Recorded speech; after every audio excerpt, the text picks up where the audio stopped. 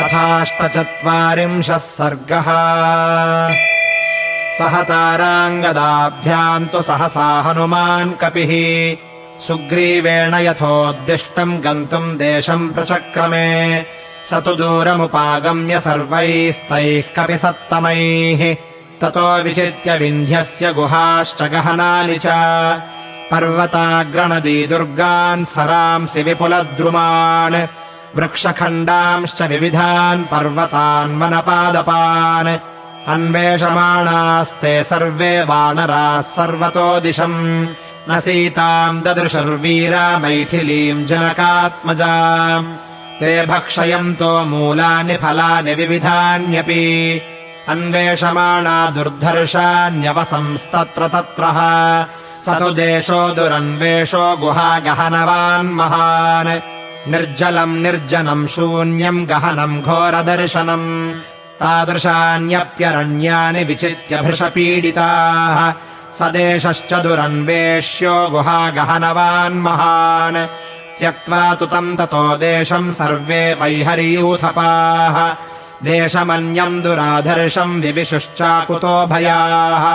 यत्र वन्ध्यफला वृक्षा विपुष्पाः पर्णवर्जिताः निस्तोयाः सरितो यत्र मूलम् यत्र सुदुर्लभम् न सन्ति महिषा यत्र न मृगा न च हस्तिनः शार्दूलाः पक्षिणो वापि ये चान्येव न गोचराः न चात्र वृक्षा नौषध्यो न वल्यो नापि वीरुधः स्निग्धपत्रास्थले यत्र पद्मिन्यः फुल्लपङ्कजाः प्रेक्षणीयाः सुगन्धाश्च भ्रमरैश्च विवर्जिताः कण्डुर्नाम महाभागः सत्यवादी तपोधनः महर्षिः परमामर्षि नियमैर्दुष्प्रदर्शनः तस्य तस्मिन् वने पुत्रो बालको 10 वार्षिकः प्रणष्टो जीवितान्ताय क्रुद्धस्तेन महामुनिः तेन धर्मात्मना शब्दम् कृत्स्नम् तत्र महद्वनम् अशरण्यम् दुराधर्षम् मृगपक्षिविवर्जितम् तस्य ते काननान्तांस्तु गिरीणाम् कन्दराणि च प्रभवाणि नदीनाम् च विचिन्वन्ति समाहिताः तत्र चापि महात्मानो नापश्यन् जनकात्मजाम् हर्तारम् रावणम् वापि सुग्रीवप्रियकारिणः ते प्रविश्यतु तम् भीमम् लता गुल्मसमावृतम्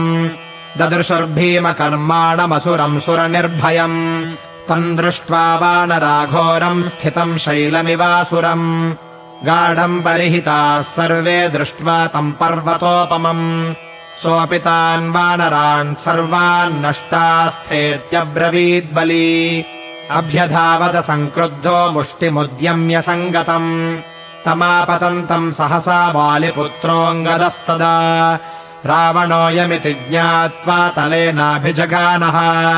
स वालिपुत्राभिहतो वक्त्राच्छोणितमुद्वमन् असुरोऽन्यपतद्भूमौ पर्यस्त इव पर्वतः ते तु तस्मिन्निरुच्छ्वासे वानराजितकाशिनः यचिन्वन् प्रायशस्तत्र सर्वम् ते गिरिगह्वरम् विचितम् तु ततः सर्वम् सर्वे ते काननौकसः अन्यदेवापरम् घोरम् विविशुर्गिरिगह्वरम् ते विचित्य पुनः खिन्ना विनिष्पत्य समागताः एकान्ते वृक्षमूले तु निषेधुर्दीनमानसाः इत्यार्षे श्रीमद् रामायणे वाल्मीकीये आदिकाव्ये किष्किन्धाकाण्डे 48 सर्गः।